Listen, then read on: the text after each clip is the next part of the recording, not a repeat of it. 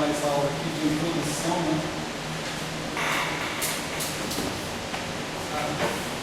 Teoria quântica de campos. Já começou a fazer isso na aula passada, né? Vamos continuar. Deixa eu perguntar um negócio para vocês. Se a gente quisesse ter 2 aulas por semana, coisa que eu não estou propondo nesse exato momento, né? Porque eu estou outro curso também de métodos teóricos, e esse curso aí, esse são 2 aulas por semana. E aí vai ficar um delírio, se a gente tiver que ter 2 aulas por semana, por enquanto. Mas se a gente tivesse que ter 2 aulas por semana, teria horário para vocês? Vou fazer aquele exercício de sempre, né? Segunda, é claro que não, porque a gente já tem aula, né? Terça-feira, quarta não, né? Porque você trabalha no quarta e sexta. Quarta e sexta. Então a gente tem terça e quinta aí para optar. Terça-feira teria como ter aula?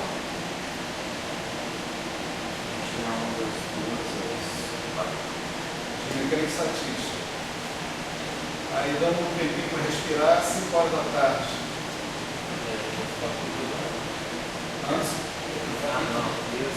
Terça-feira. É ruim, mas porque, tipo assim, fica muito em cima, né? É legal ter um intervalo de um dia, pelo menos de uma aula da outra.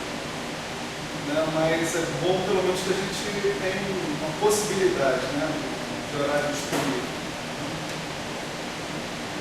Então tá, só para saber, eventualmente terça-feira, 5 horas da tarde, todo mundo aqui poderia, né? Você também, Tiago? Tá, sim. Vamos guardar esse horário na cabeça, porque eu estou terminando o meu curso de métodos teóricos. Eu acho que eu levo mais essa semana e o início da próxima. E aí, se realmente isso se configurar, a gente marca um segundo horário, né, para o nosso curso aqui.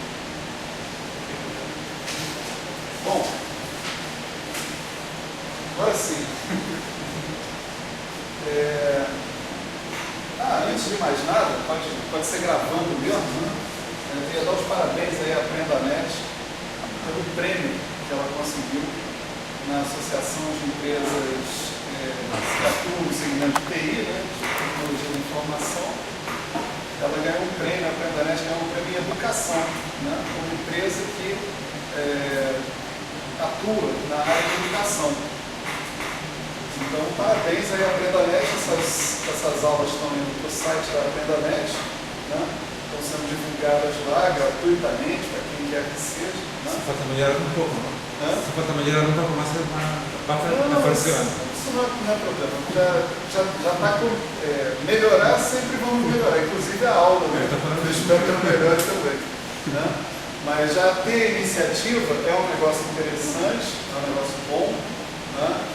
E a Aprendanet está de parabéns aí no prêmio que ganhou. Fica registrado aí para a rapaziada que estiver assistindo.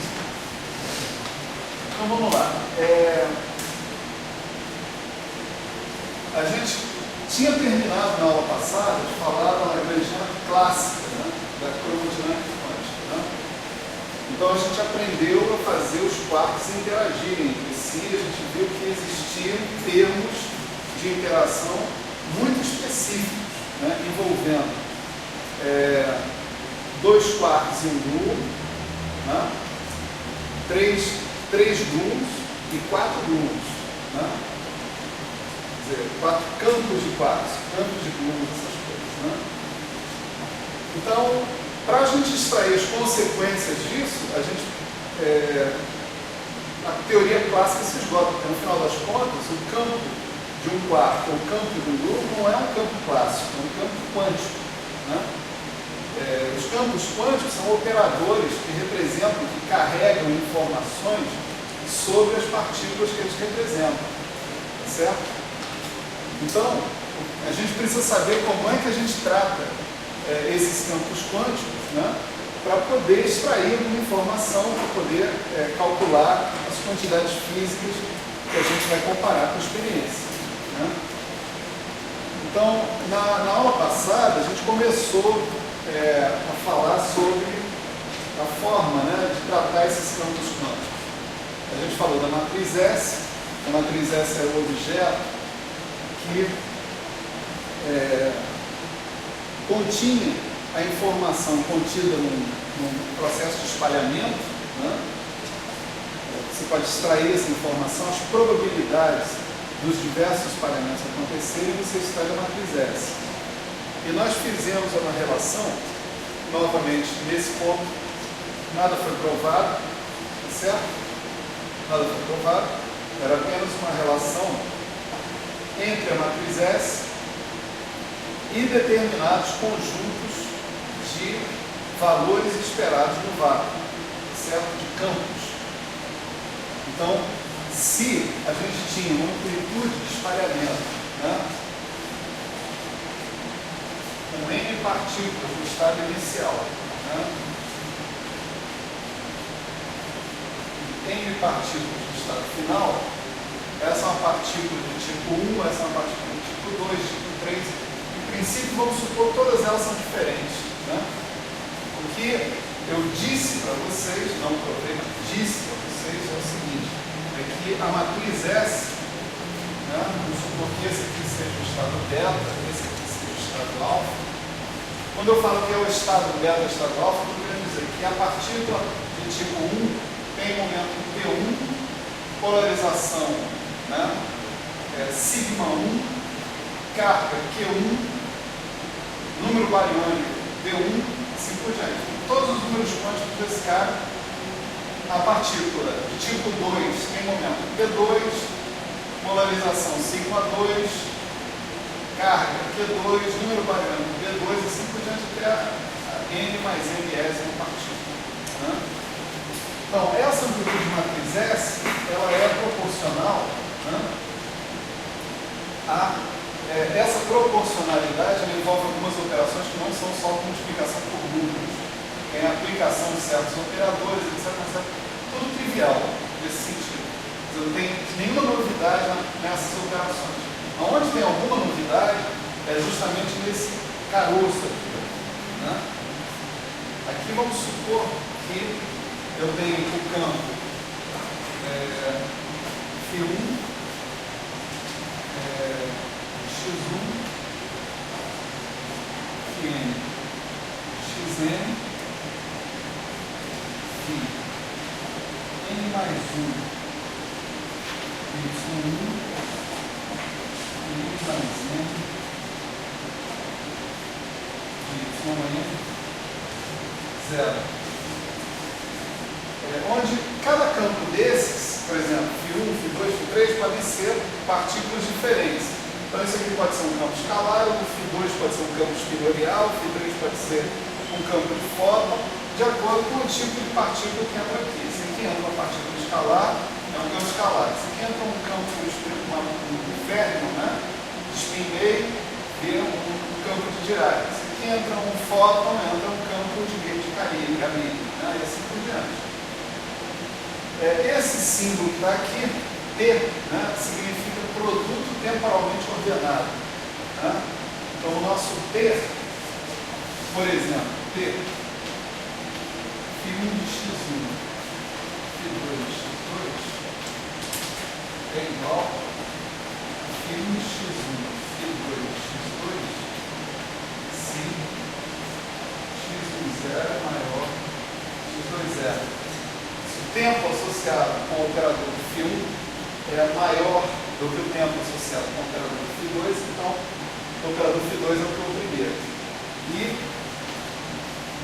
ele é Φ2 de X2, Φ1 de X1, se X2 zero é maior que X1. Por isso aí é um produto que faz com que o cara associado com o tempo anterior sempre atue em primeiro. Tá? Vamos dizer que é uma longa história para a gente justificar isso aqui, não vem ao nosso caso nesse momento.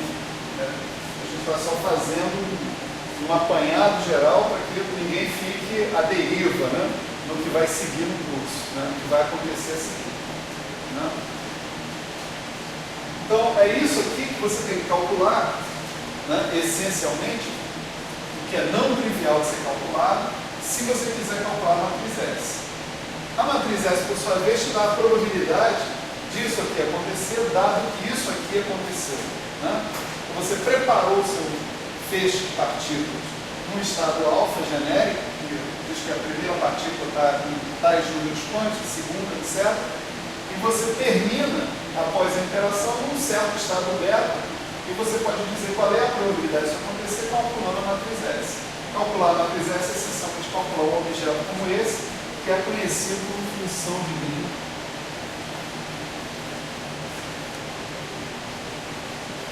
De N mais N pontos. Certo? Algumas regras, né, são válidas para esses campos que estão aparecendo aí. Por exemplo, eles possuem relações de comutação em tempos iguais com seus momentos canonicamente conjugados. Né?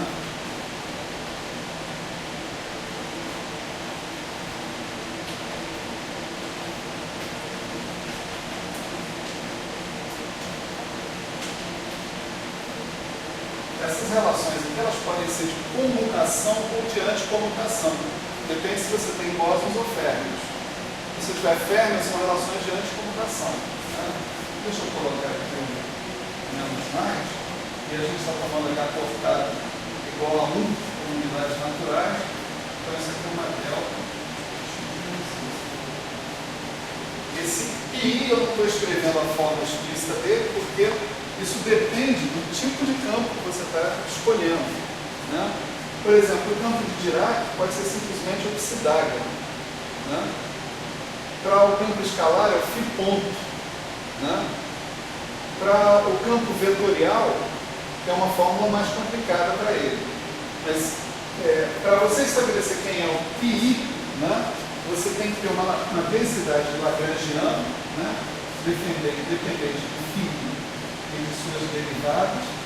Dessa densidade lagrangiana, né, você define o seu π como sendo dl de φ ponto I de maneira inteiramente análoga ao que a gente sempre faz na mecânica convencional, né? Só que está generalizando um sistema de infinitos graus de liberdade. Né? Então, os PIs são definidos através dessa forma. E as relações de computação são as relações de computação canônicas, ou seja, toda vez que eu tenho um momento canonicamente conjugado a uma certa variável dinâmica, as relações de computação, de parênteses de Poisson, são do tipo delta. Né? Delta e J quando são variáveis discretas, delta de Dirac quando são variáveis contínuas, que é o nosso caso aqui. Né? Esses campos que estão entrando aqui, né? Essa função de Green, mais uma regra que eles satisfazem, né, as equações de Heisenberg.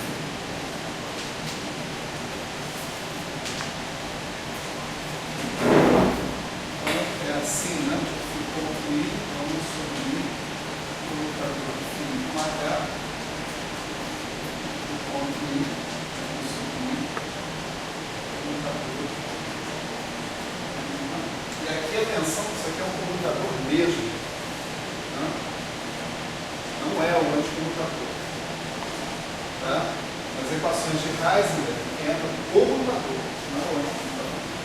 O anticomutador entra nas relações de computação canônicas. Certo?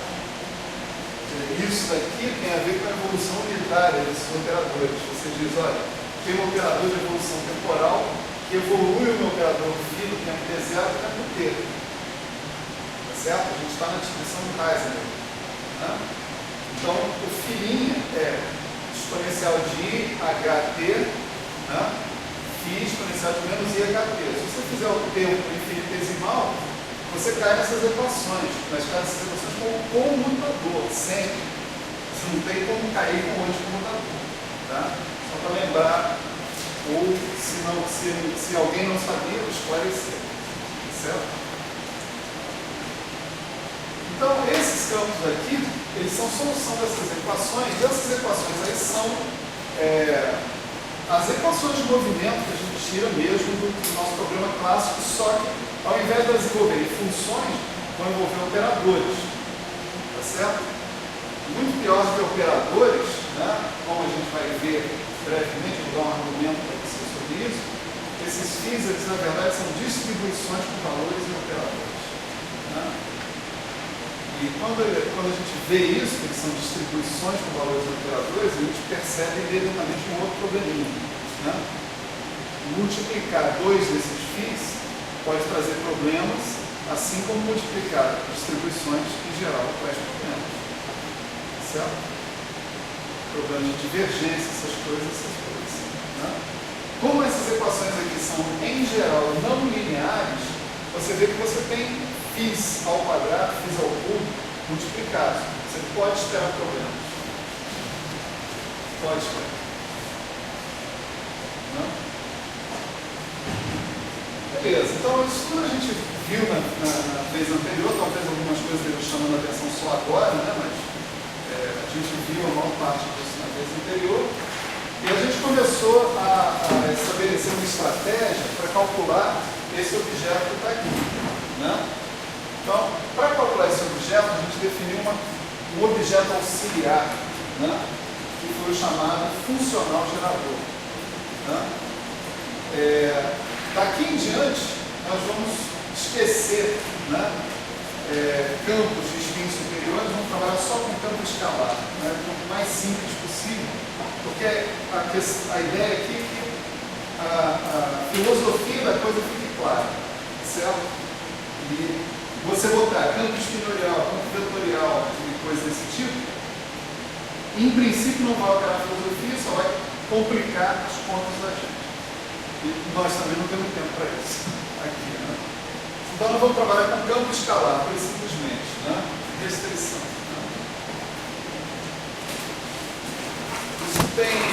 Isso é bom por um lado, né? Porque é uma coisa mais simples que tem, a gente consegue chegar a conclusões mais rápido, né? E é ruim por outro, porque a gente não vê a estrutura toda do spin, da interação aparecer, né? na situação. Mas ganha-se alguma coisa, né?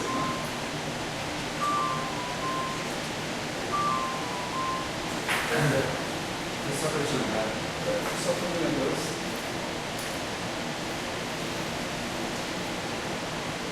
Não são os métodos, Sim, senhor. Seja O cara mais perdido que eu conheço.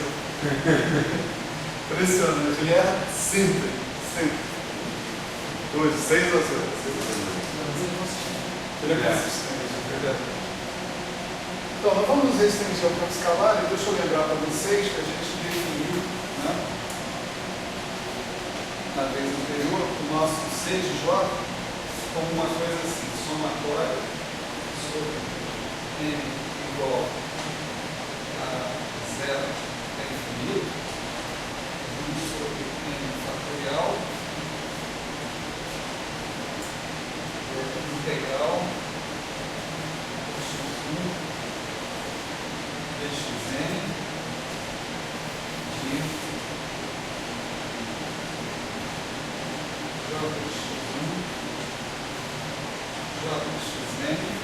né? Vezes aquele objeto que está ali. Vamos escrever assim, 0 que x1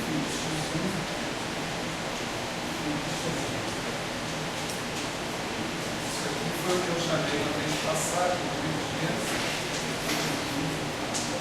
xn, certo? Então a gente observou, né, que se a gente tomasse a derivada funcional, né, k vezes desse z de j, né, em relação a j de x1 até j de xk, né, e no final fizesse j igual a 0, a gente terminava precisamente com a função de meio de k pontos, certo?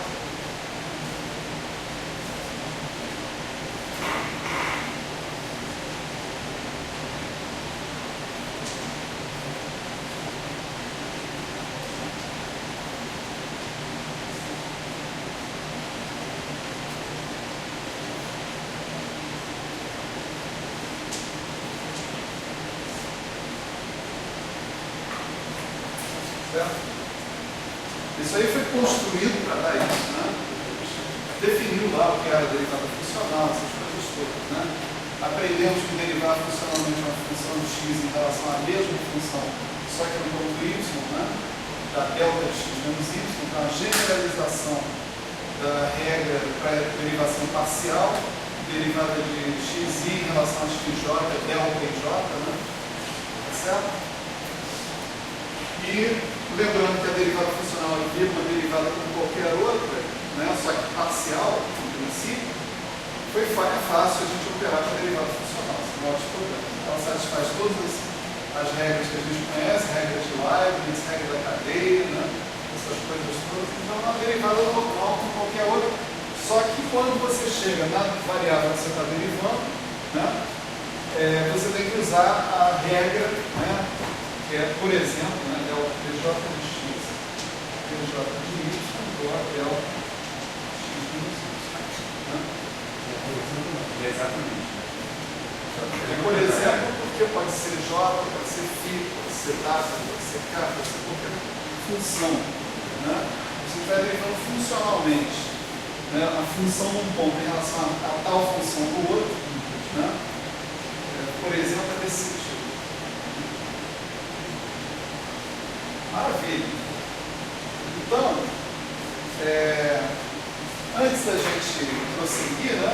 Vamos só colocar aqui esse z de j de uma outra forma que é mais comum ele aparecer na literatura. Né?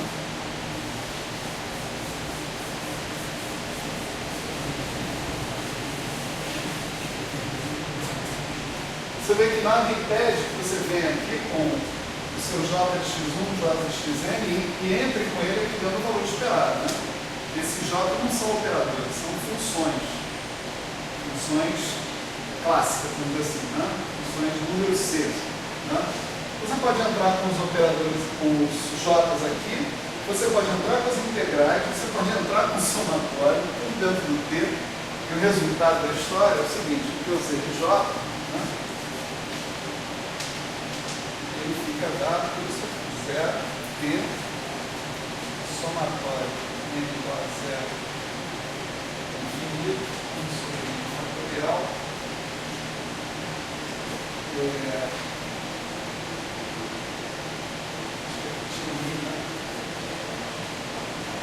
de elevado a n. E elevado a n sobre n fatorial, integral, dx1, dxn, j de x1, φ de x1, j de xn,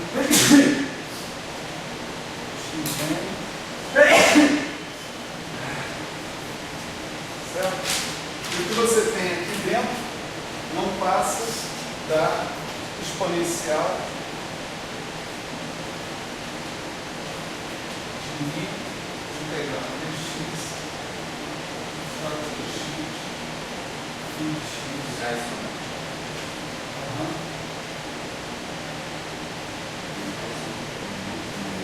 Certo? Cuidado, sabe?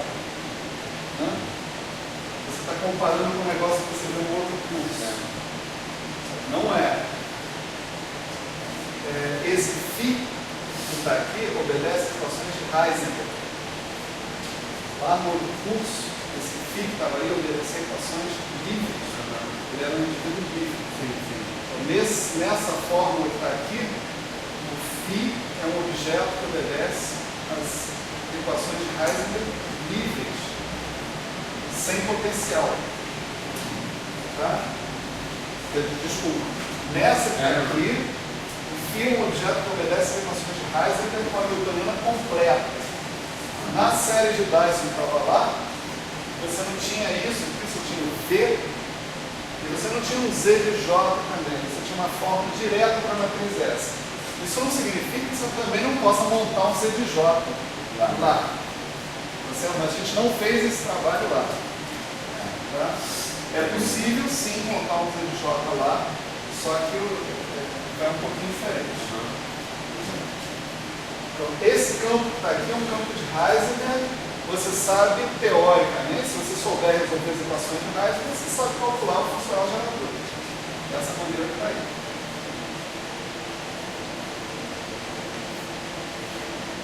Bom, isso aí não serviria de absolutamente nada, né, se a gente não tivesse uma técnica para descobrir uma equação diferencial funcional satisfeita por esse Z de J. Certo? É isso que eu estou afirmando que existe e vou fazer ela se materializar aqui na frente de vocês. Certo? Nada nessa mão, nada, né? Essa materialização eu vou tomar a liberdade de fazer em grande detalhe. Tá certo? Porque eu gostaria que vocês se acostumassem, né, com os tais campos quânticos relativistas. Tá? Então, acho que algumas coisas centrais a gente faz em grande detalhe. Essa é uma delas. Certo? Então, o que eu vou mostrar aqui? Que existe uma equação diferencial funcional satisfeita pelo Z de J. E essa equação diferencial funcional, ela está diretamente correlacionada com as equações de Heisenberg do nosso problema. Tá? Vamos lá.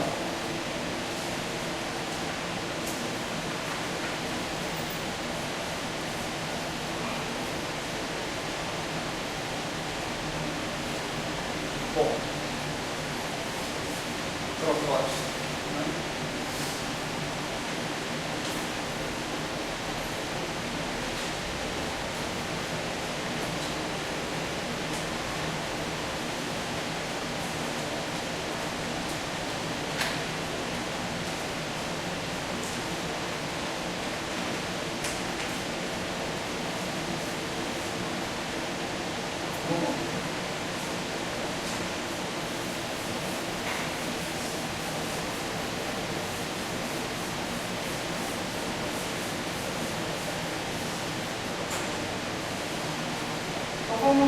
Para a gente encontrar essa equação, vamos definir um operador aqui correlato a esse operador que está entrando aqui. Certo? O operador vai ser o seguinte: você não é x0. Correlato a qual operador? x0 correlato a esse. Ah, tá. É x0 e x0. Eu vou definir como que o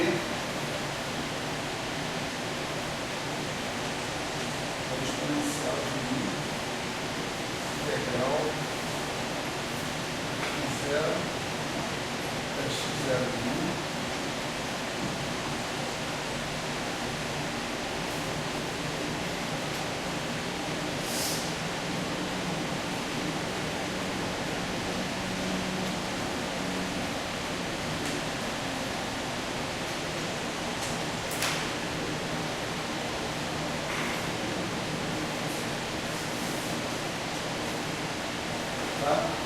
eu estou essencialmente definindo o cara do mesmo jeito, só que a integral de d4y, ou d4x aqui, né, ela está restrita a x0 da x0'. Tá? Está restrita a essa faixa aqui de valores. Enquanto que aqui, por exemplo, né, a integral em dx0 é de menos infinito ou mais infinito. Não tem limitação nenhuma aqui. Ali não. Depois restringindo a integração sobre y0 desde um certo ponto x0 para um ponto x0'. Supostamente x0' é maior que x0. Certo?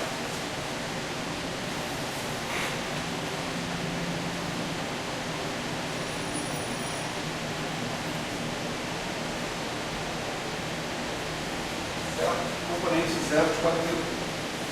Então, aí dá para a gente propor, né, a seguinte história. Né?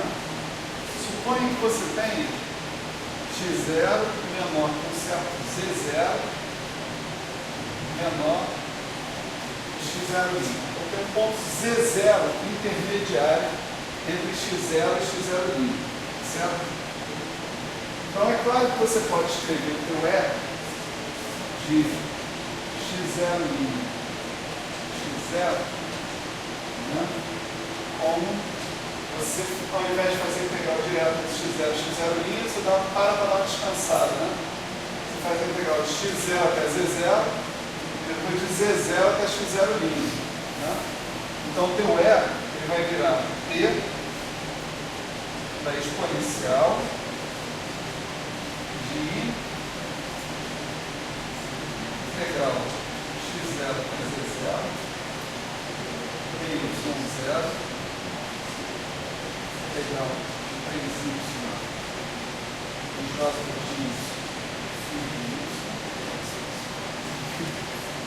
mais i integral de c0 até x0', y0 3y j certo? Você pode perfeitamente fazer isso, tá? Lembra que você ainda está dentro de uma exponencial e ainda tem um t do lado de fora, certo? Só que uma coisa interessante aqui, se você quiser, você pode chamar esse operador aqui de A, certo? E esse operador aqui de B, né? Você repara o seguinte, todos os tempos, né, associados com o operador A, aqui nessa integral, todos os tempos associados com A são menores do que qualquer tempo associado com B. Certo? E os tempos associados ao A vão de x0 até z0. E os de B vão de z0 até x0', só que tem essa ordem. x0 é menor que z0, menor que x0', por hipótese. Né? Então isso implica numa propriedade, né, para esse operador que está aí, esse E.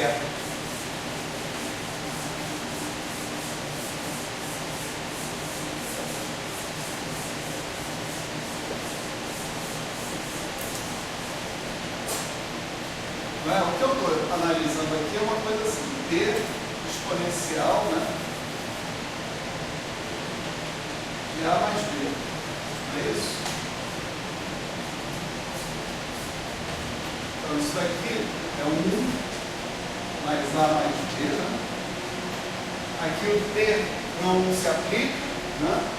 Porque no A todos os tempos, tipo assim, o que você tem ali é uma integral, então você é uma soma contínua, tá certo? Não tem produtos de dois operadores, então o T não faz sentido se aplicar, tá?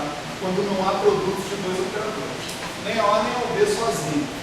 Mas aqui sim, você tem T no meio, né? 1 sobre 2 fatorial, T de A mais B ao quadrado. E só para a gente entender o que está acontecendo, vamos colocar o termo terceira ordem também. Tem o resto. Né?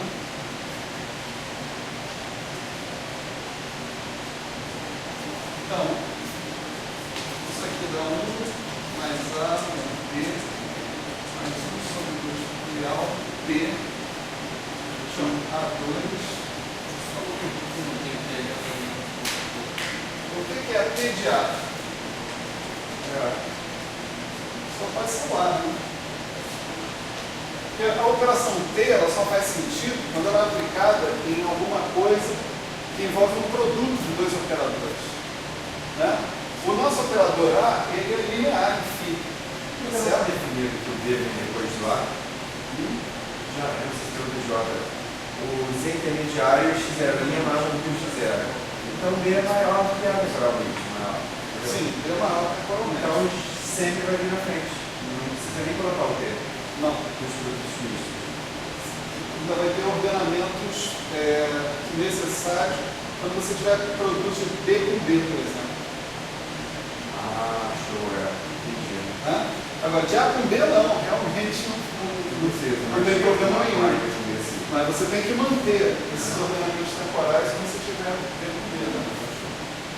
Certo?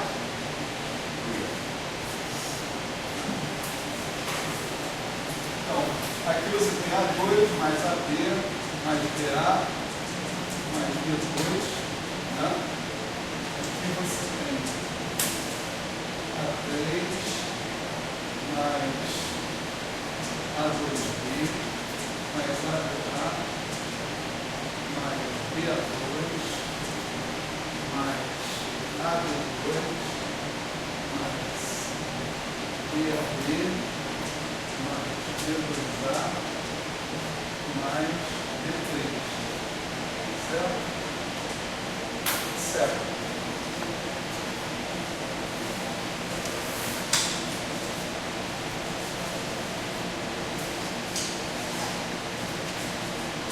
Agora aqui sim, é que eu tenho que ter a turma em AB, sendo que todos os tempos do A são anteriores a todos os tempos do B. Então esse cara inverte. Né? Isso aqui vai ser 1 mais A mais B mais isso 2 fatorial. B de A2, né? Mais BA, 2BA, mais T de B2. Certo? É isso que acontece ali.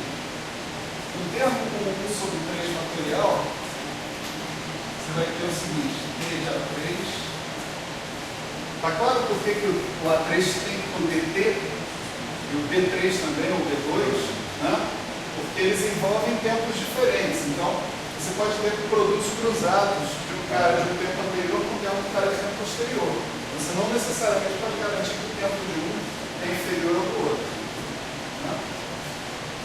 PJ3 mais BA2, aqui vai dar a mesma coisa, BA2, aqui vai dar a mesma coisa, BA2, então vai dar um 3BA2. Aqui vai dar... Não, 3BA2, né? 3BA2. BA2. Aqui você vai ter AB2, né? Então você vai ter 3TD2A, né? E finalmente TD3. Não, espera aí. Certo?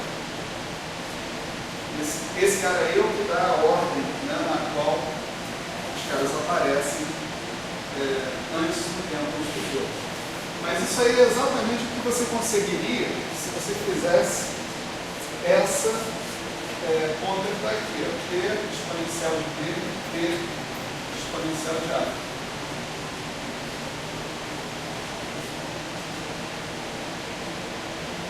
As coisas de B vêm sempre para cá, as coisas de A vão sempre para lá, né? Tá certo? Então, né? Agora, se isso é verdade, né, então esse objeto que está aqui, você pode escrever diretamente como o E de x0 de C0 é C0 x0.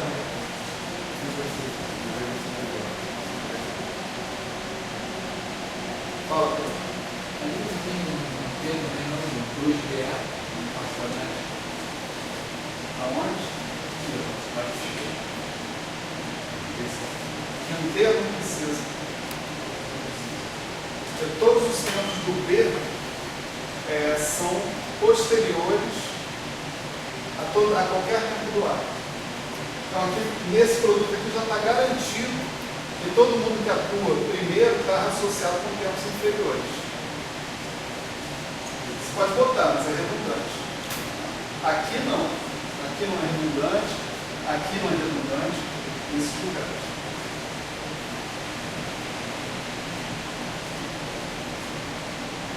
Então, ó, se isso aqui é o A, se isso aqui é o B, né? O A, T exponencial de A, define o E, né, de x0, z0. Aliás, z0, x0. Tá? E aqui o t exponencial de d, né, define o e de x0' z0. Então você tem uma propriedade de particionamento, né, que é bastante análoga à que a gente conhece do operador de evolução temporal, por exemplo. Né? Se você tiver a evolução temporal entre t e t', né, passando por um t0 intermediário, ela se dá evoluindo até esse t0 intermediário e depois para o outro. Né? Tá certo?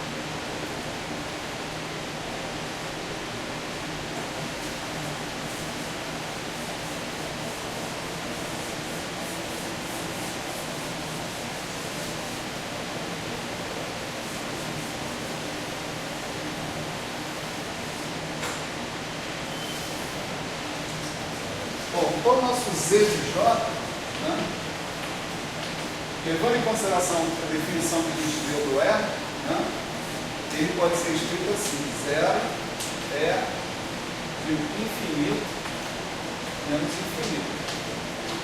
Não é isso?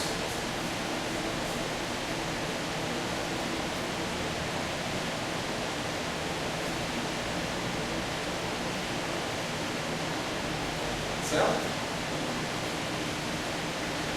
E usando a propriedade que eu acabei de demonstrar, né, isso daqui pode ser escrito como e de infinito até um certo x0 vezes o e x0 até menos infinito. Né?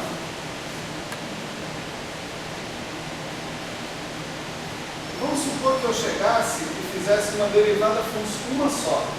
Tá? Derivada funcional do z em relação a j. Tá? Então eu pegaria e faria isso aqui: menos i derivada funcional em relação a j de x, tá? Do z de j. Tá? O que dá isso? Está aqui. Tá? A menos do x0, x0', você pode botar para menos infinito mais infinito.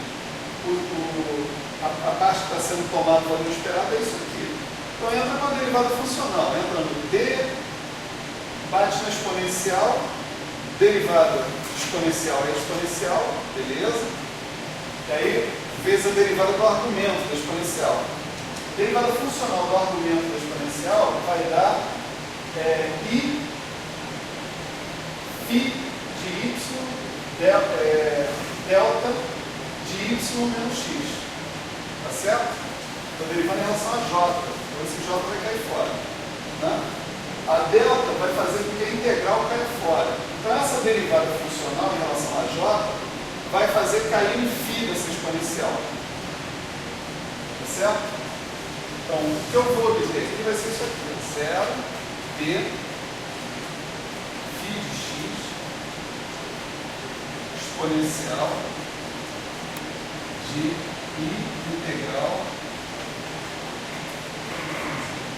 vamos chamar assim j de y, só para não.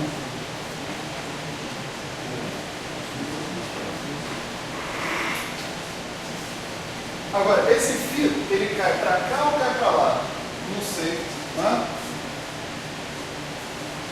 Depende do termo em particular, do conjunto de termos em particular que apareça aqui dentro dessa exponencial. Né?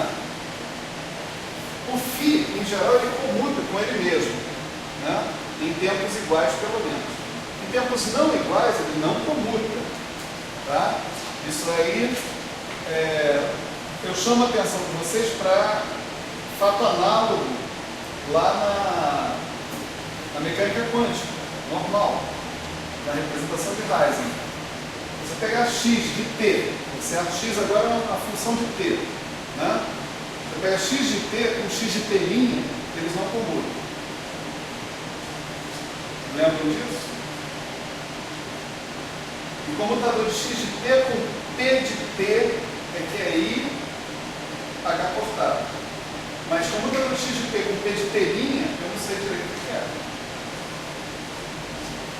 as relações de comutação que eu realmente conheço, né, na mecânica quântica são as relações de comutação em tempos iguais. As relações de comutação em tempos desiguais tem que calcular, não é fácil. Para calcular essas relações, em geral, tem que resolver as equações de movimento, as equações de Heisenberg. Né? Então eu não sei como é que se o Φ commuta ou não commuta com esses caras que estão aqui. O que eu sei é que quando eu tomar a derivada funcional, lembrando que essa exponencial aqui é uma série de potências que vai envolver φ de y, φ de y', φ de y2 linhas, φ de y3 linhas, φ de x aqui no meio delas, e eu tenho um produto temporalmente ordenado. O produto temporalmente ordenado é que vai cuidar do lugar onde esse φ de x tem que ficar. Tá certo? As relações de computação não vão bater aí para nada. Quer dizer, isso aqui é uma representação pobre do que está acontecendo. Eu estou botando φ de x aqui, mas não necessariamente quando eu derivo, o φ de x cai na frente da exponencial. Pode cair atrás ou pode cair no meio, né? Entre alguns dos termos de potência que estão lá. Mas uma vez que ele caiu, ele está sendo controlado pelo ordenamento temporal. É o ordenamento temporal que vai mandar. Então o que o ordenamento temporal vai dizer? Ele vai dizer para o seguinte, olha, separa essa exponencial aqui desse jeito que a gente fez. Entre menos infinito, x0, infinito. Tá certo?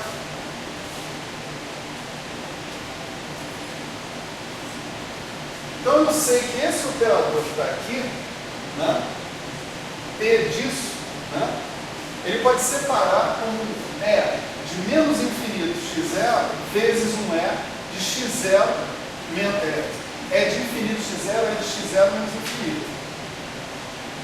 Ele pode separar assim. O φ de x, dentro dessa perspectiva de ordenamento temporal, vai caber exatamente aonde? Aqui, entre os dois. Certo? Quer dizer, eu derivar o z de j em relação a φ de x, a j de x, me faz obter o seguinte.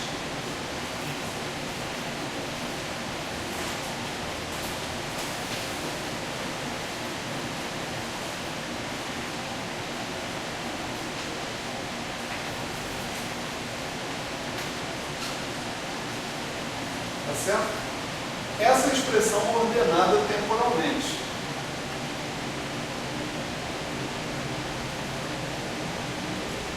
Certo? Algum dos argumentos aí, essa mesmo, infinito ou O que você diz? porque você define o contrário. Eu sempre defino como o tempo maior na frente. Na frente seria a esquerda. O primeiro argumento. Não é aqui, ó. x0' x0. x0' é maior que x0. Tá?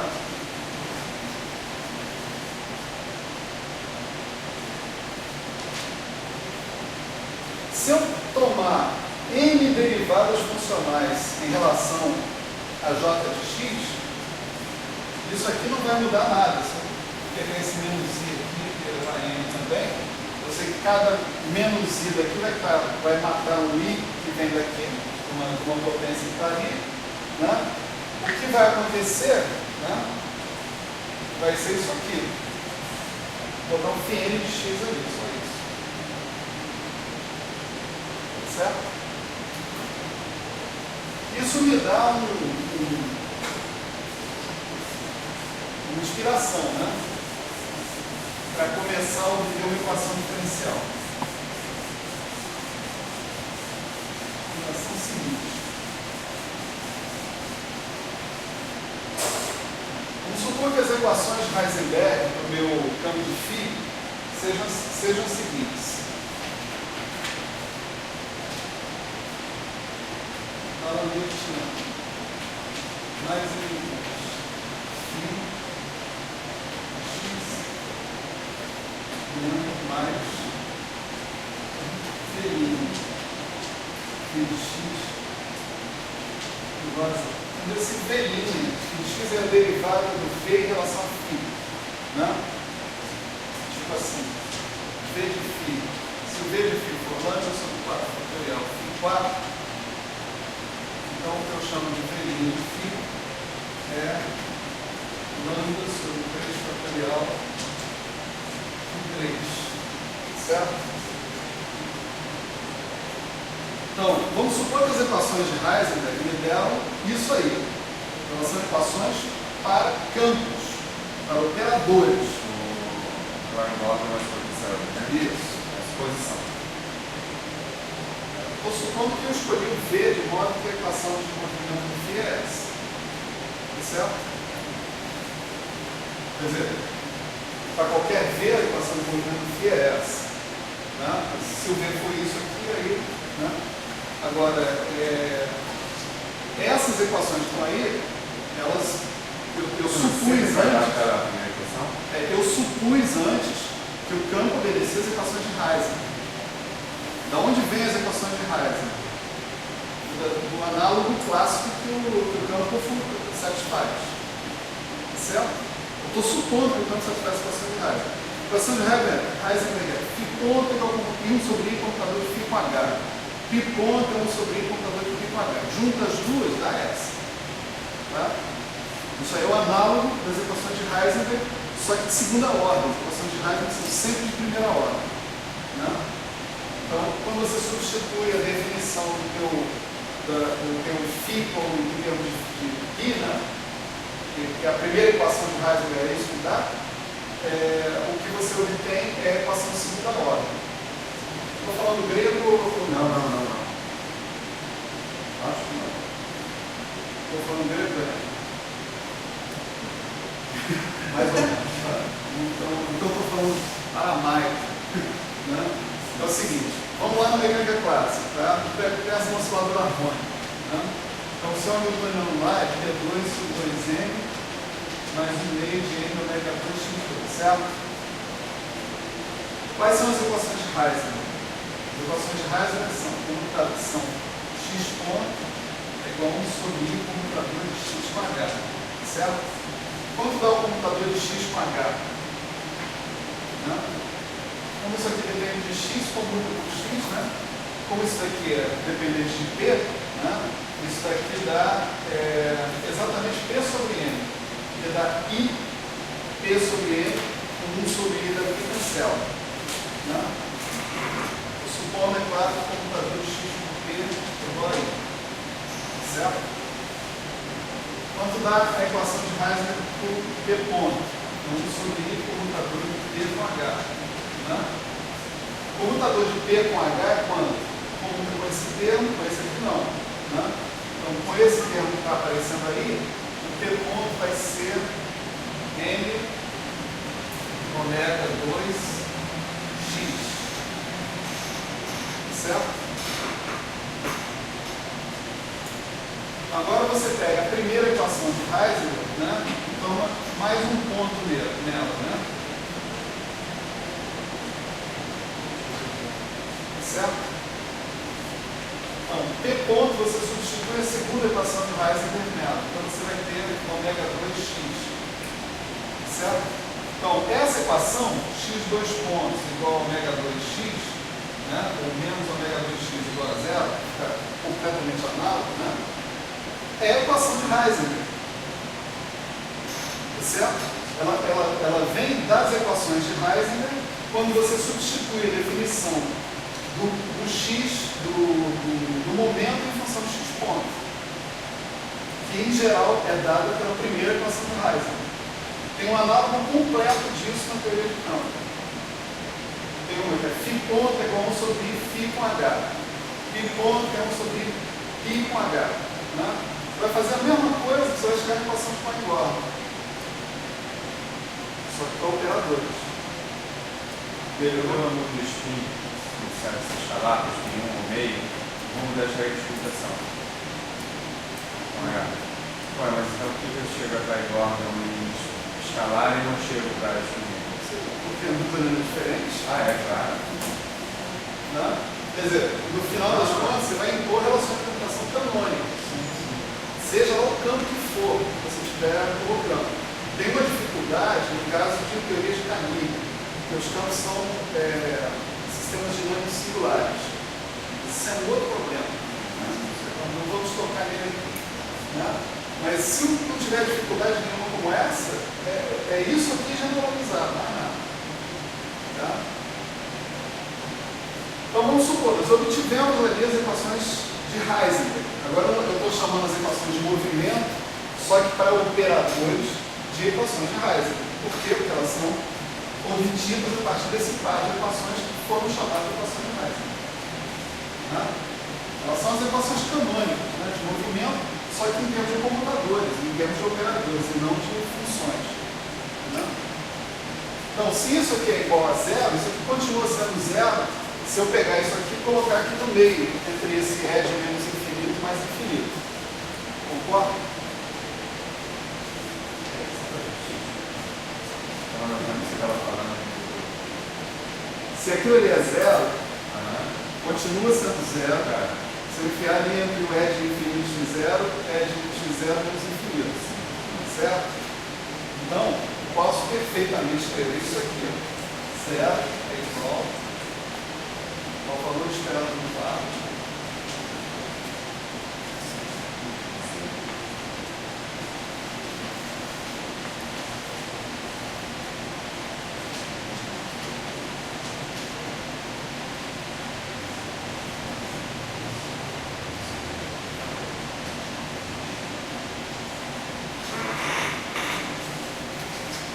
Concorda?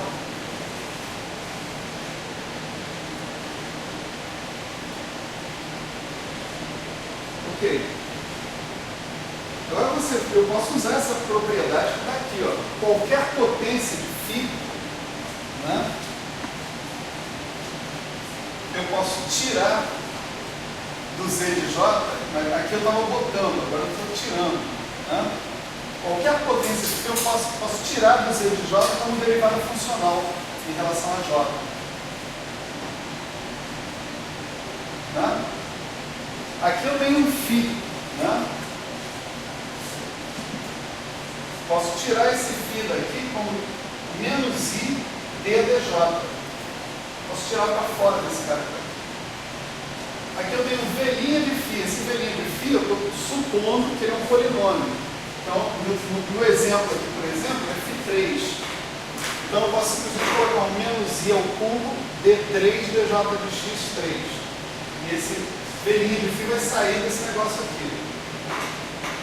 O único termo que é mais complicado é esse da lambertiano aqui. Por quê? Aqui é uma constante, né? Então não tem problema sair para o esperado. O da lambertiano, ele é escrito como D02 menos Laplaciano. Né? Essa é a forma do lambertiano. O Laplaciano eu posso aplicar o mesmo raciocínio, porque nada desse ordenamento temporal toca no espaço. Então ele pode sair do ordenamento temporal sem problema nenhum. Né? Mas o D02 não, isso é uma derivada em relação a x0. Esse aí que vai dar trabalho pra cacete. Então essa mesma expressão que está aqui, eu posso escrever assim. Posso escrever como? Menos Laplaciano mais M2, né? Menos I dx mais menos I dx aplicado em z de j, certo? Por quê? Isso tudo sai, sobra E de infinito x0, E de x0 menos infinito, eu colapso isso aqui de novo, ó, volta a ser o z de j. Né? E me sobra aqui, para lidar com o cara, né, o termo que é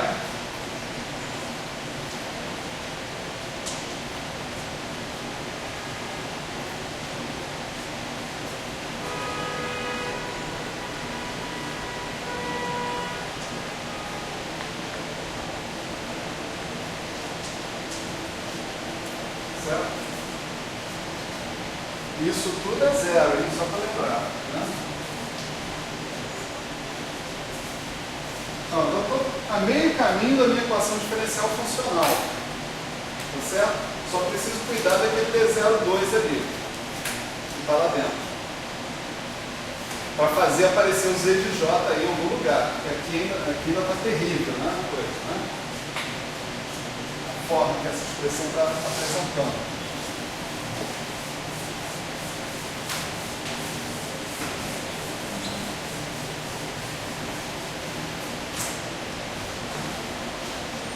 Então aqui, né, eu posso fazer agora, somar e subtrair, certo? O seguinte termo, D02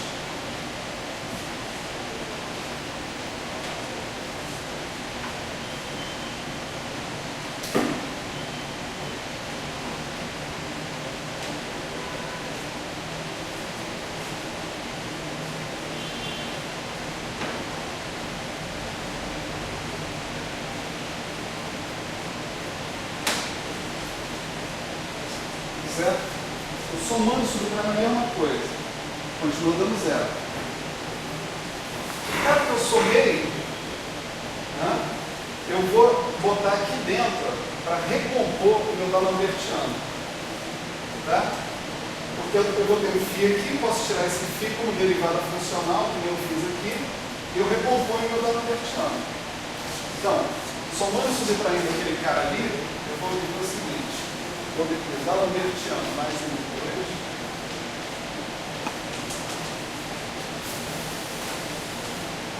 Menos o derivação de x mais menos o derivação de x. Z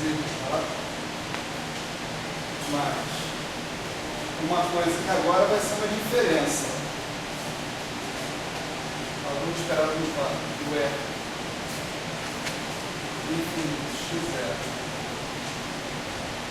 D02 x é x0 menos infinito menos D02 0 é infinito x0 e x é x0 menos infinito. Certo? Isso aqui continua sendo zero. Né? Então, deixa eu ver qual é a diferença entre isso que está aqui e isso que está aqui, que é isso que está sendo calculado. Né? É isso menos isso. Tá? Então, para isso, o que eu vou fazer? Eu vou pegar esse D02 e entrar com ele aqui no valor esperado. Mas quando eu entro com o D0 no valor esperado, eu tenho três coisas que dependem de x0. Eu tenho o E de infinito x0, eu tenho o φ de x, que depende de x0, eu tenho o E de x0 menos infinito. Três coisas que dependem, né, do x0. Então vamos lá, vamos devagar. Né? Vamos guardar isso aqui e depois a gente volta para essa forma. Então, vamos calcular D0, que é de infinito x0, né? φ de x é de x0 menos infinito. Né? Isso aqui é D0 do E de infinito x0, φ de x é x0 menos infinito mais é de infinito x0 D0 φ é x0 menos infinito mais infinito x0 φ de x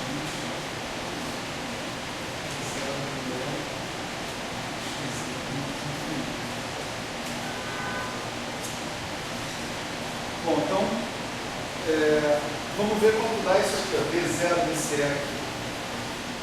E o V0 desse também está aqui. V0 de E de infinito x0, V0 de E de x0 menos infinito. Vou calcular um depois do outro.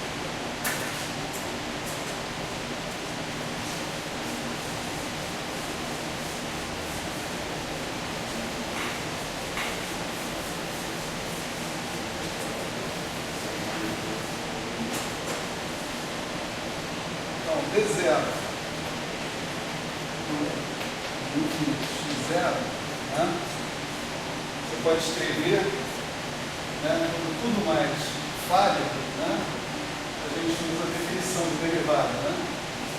1 sobre epsilon, né? O é infinito x0 mais epsilon menos o é infinito x0, certo? E a gente pode usar a propriedade que a gente já conhece,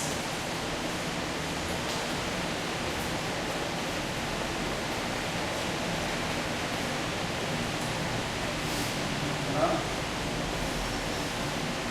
O E de infinito x0 mais epsilon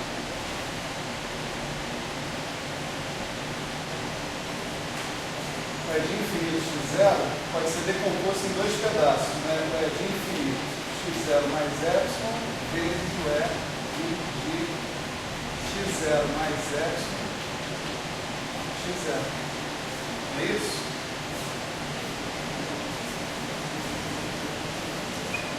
x0 mais epsilon é posterior a x0, né? Então o E de infinito x0 pode dar uma descansadinha do x0 mais epsilon antes de chegar no x0, né? Agora esse cara daqui que eu ponho em evidência, né? Limite com o epsilon de infinito, tudo é infinito, não, tudo é zero, né? 1 sobre epsilon é de infinito x0 mais epsilon, ele vai ficar 1 menos E x0 mais epsilon x0, certo? Aí o E de x0 mais epsilon x0 eu posso ver devagarinho quem ele é, né?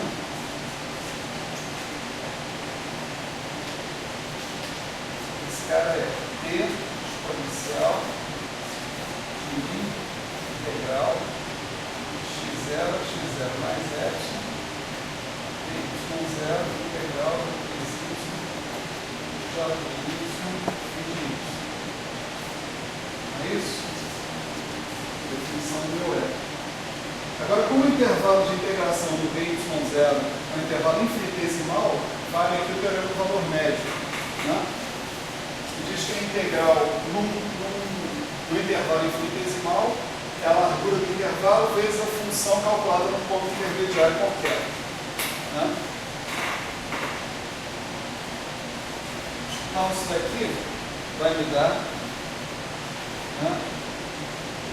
Eu digo aqui aproximadamente, porque isso é no limite quando o epsilon tende a zero, né? Na verdade, então isso aqui dá t, da exponencial de epsilon, né?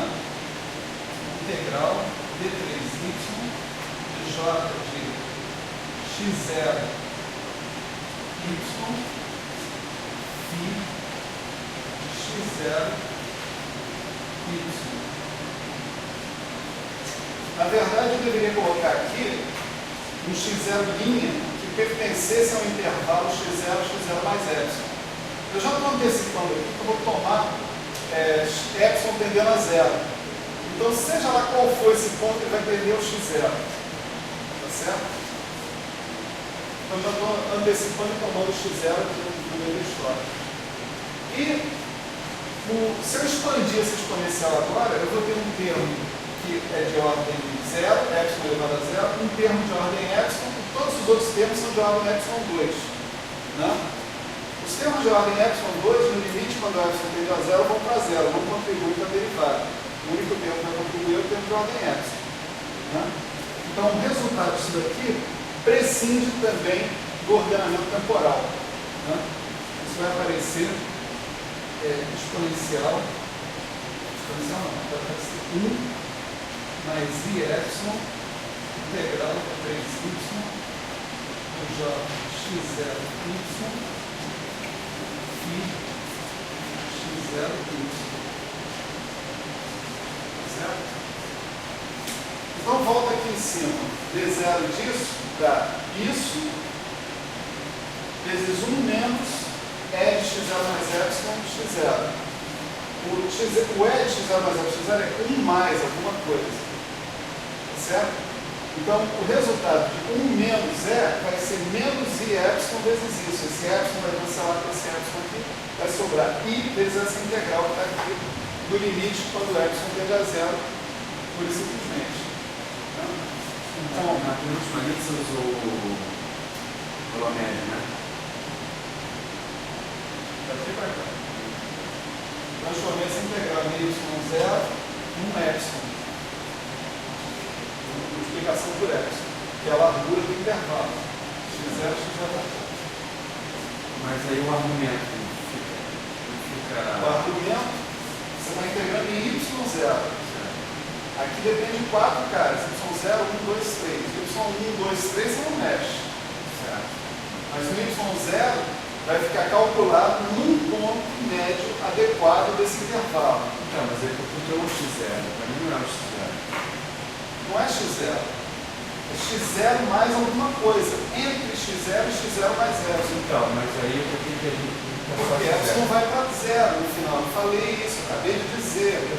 Ó, dislexia quebrada. Acabei de dizer o seguinte: a rigor não é x0. Já falei essa frase, não falei, cara? A rigor você deveria botar o x0 barra aqui, né? Onde esse x0 barra ele estaria entre x0 e x0 mais epsilon. Tá certo? Só que no limite, quando o epsilon tender a zero, o x0 barra vai tender a x0. Então estou me antecipando e colocando no lugar x0 barra aqui x0. Certo? Então eu vou tirar a barra daqui. Né? Se você quiser, pode botar a barra, fazer a conta com a barra até o fim e depois tomar o limite que vai dar a mesma coisa. Né? Mas é o que eu devia ter feito. Essa pergunta não aparecia. Não, tá ótimo. Porque é muita coisa que você está falando aí. Anotar, copiar do quadro e acaba pulando alguma coisa disso.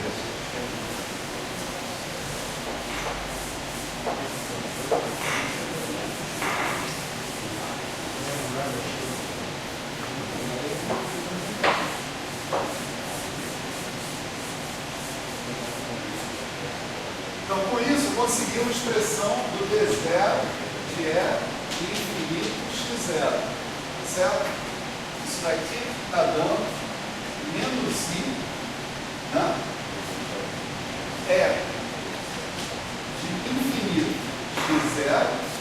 Agora, eu estou tomando também o limite quando o epsilon tende a zero desse primeiro termo aqui, vai ficar E de infinito x0. Tá? E esse termo que está aqui, né, é que é proporcional a epsilon, vai cancelar o epsilon para lá e vai sobrar, portanto, integrando de 3y j x0 y e x0 y. Certo? Esse é o resultado daquela história. A conta é absolutamente análoga para a gente calcular esse segundo termo aqui, esse terceiro termo, D0 de E de x0 menos infinito. Eu vou só colocar o resultado. Vocês checam depois. D0 de E x0 menos infinito. Isso vai ser I integral de 3y j x0 y.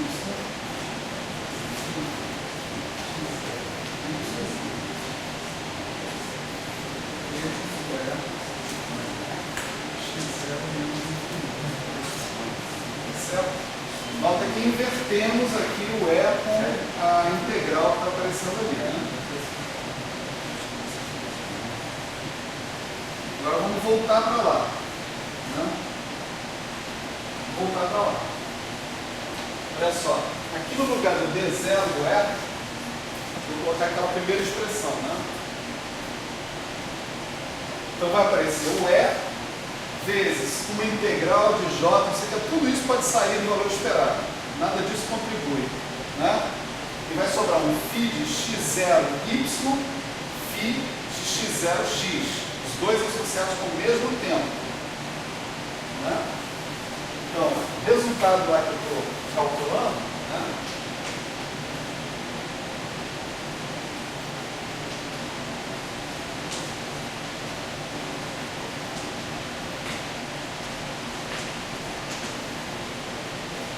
Vai ser o seguinte, essa integral de 3y, né? J de x0 y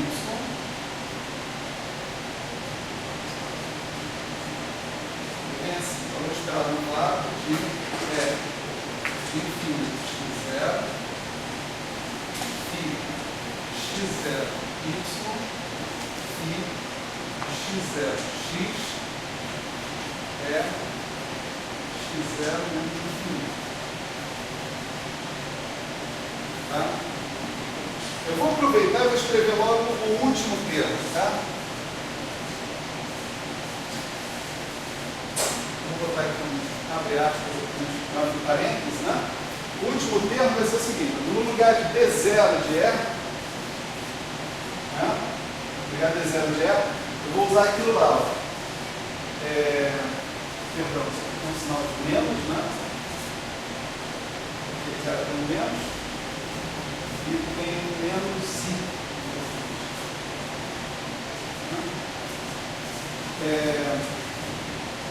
No lugar do d0 de e, eu vou colocar a tal da integral, que vem na frente do cara, então, e depois o e.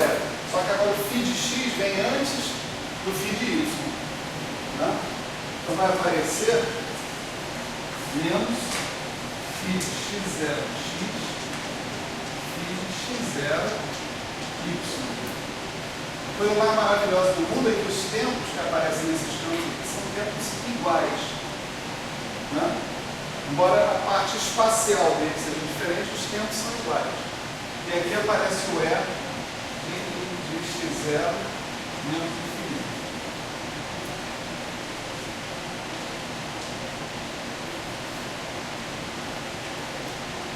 Fechado no vácuo.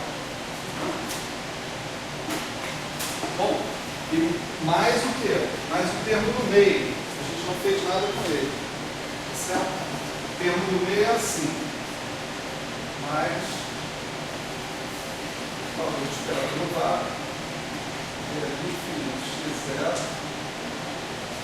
D0 e x é x0 menos infinito.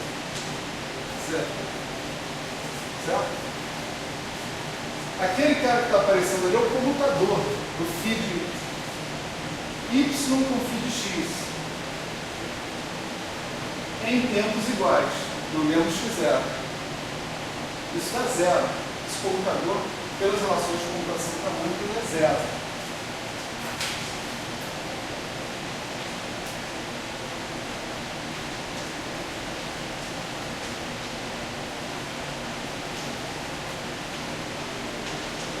O único computador que não é zero é o computador que fica em π, que é φ ponto. Certo? Esse computador que fica em π é zero. Que nem o computador de x com x. Né? Então o resultado, se isso aqui dá zero, é que a primeira derivada que você fizer nesse cara aqui pode entrar diretamente. Sua primeira derivada entrou e se acomodou lá no φ. Ficou sossegada lá. Pergunta, e a segunda derivada que eu fizer? Né? Vamos aproveitar a fórmula de cima para a gente ver onde é que vai chegar. Fórmula de cima, essa daqui. Agora é d0φ, tá certo? d0φ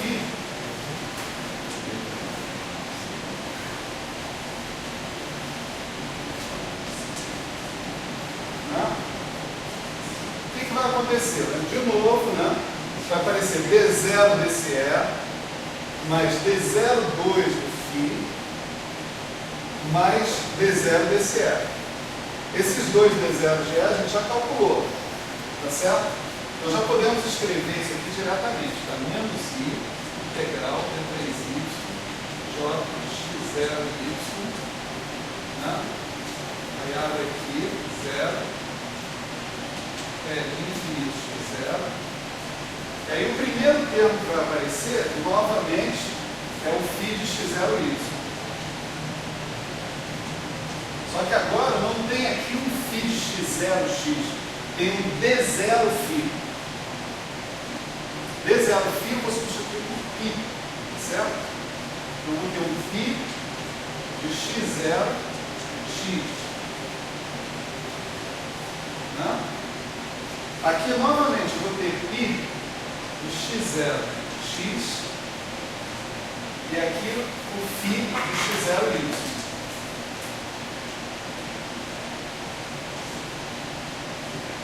E finalmente vai aparecer o E de x0 menos infinito, fechando.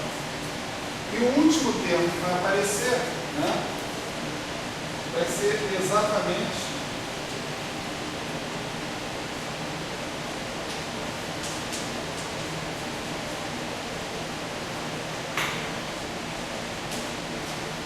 o que eu quero. Né? Eu estou querendo saber a diferença entre o D02 fora do valor esperado e o D02 dentro. Então o último termo que aparece aqui é exatamente o cara que eu passei completamente para dentro, o D02. Mas agora quando dá isso aqui, dá zero de novo? Derivadas pares ímpares. Derivadas. Ímpares vai zerar, vai poder entrar. Derivadas pares vai ter o. Não, você vai. Não necessariamente. Vai ser mais complicado que isso. Quanto mais maior a ordem de derivada temporal, mais complicado vai ser. A primeira só é que aqui é enganadoramente fácil. Na segunda, isso daqui é o quê? Esse daqui é o comutador, né? De φ de x0y com π de x0x, né? Isso não é problema matemático, né? Eu diria, essa primeira é o exemplo. Aí isso se daria muito mal. Esse cara aqui dá I delta de y menos x, né? Então não dá zero. Ou seja, a segunda não é, a primeira entra, a segunda não é. Certo? As relações de computação canônicas, diferentes dessas, elas modificam o π. Né? Essa delta de y menos x, esse i, vai matar esse menos i que está aqui e vão matar essa integral. Vão transformar o y em x. Né? Então isso daqui vai dar j